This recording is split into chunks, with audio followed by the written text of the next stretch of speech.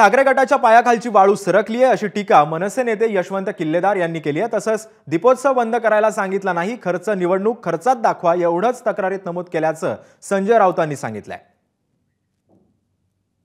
मुळात आचारसंहितेच्या नियमाप्रमाणे ज्या काही परवानग्या घ्यायच्या होत्या त्या परवानग्या आम्ही घेतल्या होत्या। आमच्या इंजिनाचा जो कंदील होता चिन्हाचा त्याची देखील सेपरेट परवानगी घेतली होती आणि निवडणूक आचारसंहितेत पारंपरिक सणांवर कुठेही निर्बंध नाहीत, तिथे सवलत आहे, सूट आहे।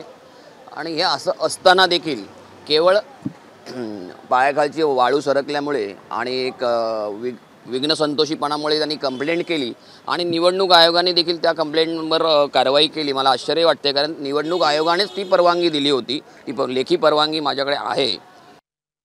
त्यांनी एक आचारसंहितेचा तांत्रिक मुद्दा उपस्थित केला। त्यांनी दीपोत्सव बंद करा असं कुठेही सांगितलेलं नाही।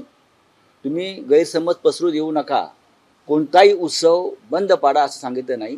तिथे जर राजकीय प्रचार एखादा पक्ष करत असेल तर तो निवडणूक खर्चामध्ये त्याचा खर्च तुम्ही सामील करा, एवढ्याच प्रकाराशी आमचा संबंध आहे। एबीपी माझा, उघडा डोळे बघा नीट।